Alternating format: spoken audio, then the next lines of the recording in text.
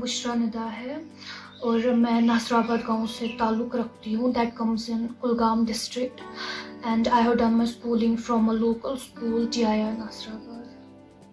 Sir, I will tell you how I got attracted towards writing. That's very simple.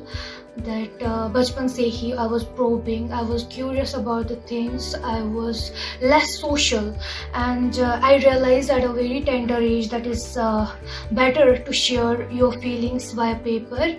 And interestingly, I found paper and ink the only two things that that kept my words real, kept that in skulk and never looked back.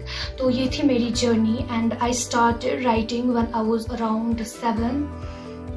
मैं अपने spare time में लिखती थी. So sir, finally मैंने जो पहली book publish कराई, that time I was 14.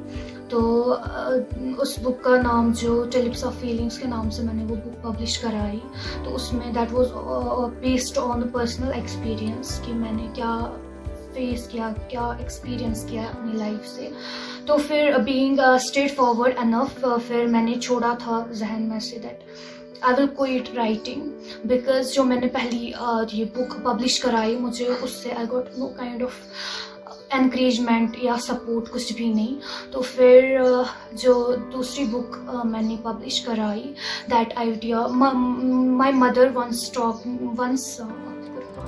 She said me once that ऐसे पीरियोडिक टेबल ये हेक्टिक रहता है, डिफ़िकल्ट रहता है कि स्टूडेंट एक बच्चे के जहन में से स्किप होता है, तो इसकी जो प्रॉपर्टीज़, डिफरेंट प्रॉपर्टीज़ है, ज़्यादा याद नहीं रहती है.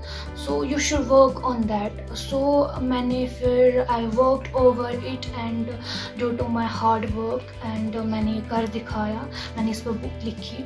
तो जो मैंने इसका टाइटल रखा, that was the Davy, based on a scientist, Humphrey Davy. He was a chemist. उसने फर्स्ट 62 क्लासिफिकेशन दी थी एलिमेंट्स की. तो इस पास्ट फर्स्ट में मैंने फर्स्ट 30 एलिमेंट्स रखे हैं एंड जो नेक्स्ट पार्ट इसका इंशाल्लाह कमिंग सून, उसमें रेस्ट 32 एलिमेंट्स होंगे. I will say one thing that George Bernard Shaw said that I write for the same reason that cow gives milk. I have nothing for that earning कि मैं इससे कुछ earn करूं. I have only one thing कि आसानी हो. मैं चाहती हूँ कि ये एकेडमिक्स में अगर रखा जाए तो बच्चों को जो वो डिफ़िकल्टी फेस करते हैं आगे जाके एलिमेंट्री पार्ट ऑफ केमिस्ट्री में, तो वो दूर हो जाएगा. जो मेरी फर्स्ट पब्लिकेशन थी, I was having no kind of exposure या गाइडलाइंस की कैसे पब्लिश कराते हैं. तो फिर मैंने जाके I took the assistance of Google पर जाके मैंने देखा कि कैसे हाउ टू पब्लिश वर्क, कैसे पब्लिश कराते हैं.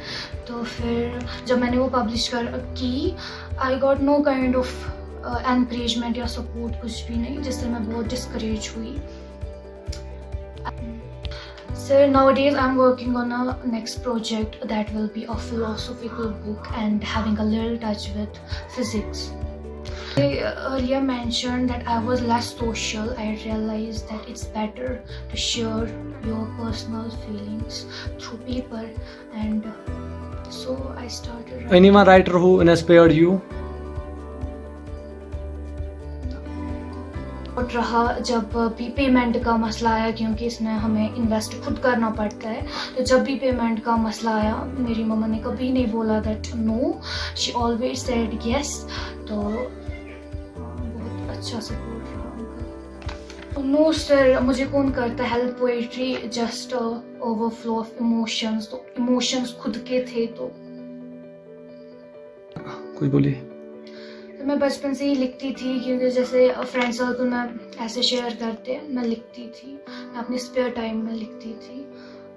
तो मैं बोलूँगी कि लिखते तो सब है, बट इनोवेटिव एंड क्रिएटिव कम ही लिखते हैं. और ये जो बुक है द डेवी, ये बहुत ही आसान बना सकता है, केमिस्ट्री को बहुत आसान बना सकता है. जो इसका एलिमेंट्री केमिस्ट्री जो है उसको बहुत आसान बना सकता है, क्योंकि हम बचपन में स्किप करते हैं जो little tips like little facts, different properties जो होती है एलिमेंट्स की, उनका की क्लासिफिकेशन किसने की है, different classification by different scientist, names, तो वो सारा कुछ, और फिज़िकल प्रॉपर्टीज़ या कुछ रिएक्शन जो इम्पोर्टेंट होते हैं वो हम भूल जाते हैं। तो अगर कोई स्टूडेंट ये पढ़ेगा अच्छे से तो he will not face any kind of problem in his studies.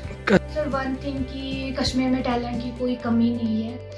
बहुत से ऐसे भी स्टूडेंट्स होंगे जो डायरी मेंटेन करते हैं, जो कुछ लिखते हैं, but due to the lack of awareness कि कैसे पब्लिश कराते हैं, वो जो उनका लिखना होता है वो बस सीमित रहता है उनकी डायरी तक ही। मैं चाहती हूँ कि गवर्नमेंट भी इसकी तरफ तवज्जो दे कि टैलेंट की यहाँ कोई कमी नहीं है, अवेयरनेस होनी चाहिए बच्चों में, ये काउंसलिंग होनी चाहिए। सो प्लेटफॉर्म, मेरी मैसेज यही है कि अगर आपको कोई भी टैलेंट है जिसमें आपको लगे कि आई कैन गो अहेड, हमें नहीं रोकना चाहिए बच्चे को उस पर। तो स्टडीज़ भी नहीं छोड़नी है, you can do writing in your spare time. Sir जिस टाइम में बच्चे फ्रेंडशिप नोट्स में बंधे हुए होते हैं तो मेरा ज़्यादा फ्रेंड सर्कल नहीं है, मैंने बस अपने पेपर पेन को अपना फ्रेंड समझा है, तो जो भी होता है उसी के साथ शेयर करती हूँ। अपने स्पेयर टाइम में लिखती हूँ, ऐसा कुछ नहीं है कि कोई पर्टिकुलर टाइम हो लिखने के लिए। जब भी मुझे कुछ थॉट्स आते हैं माइंड में तो मैं लिख डालती हूँ।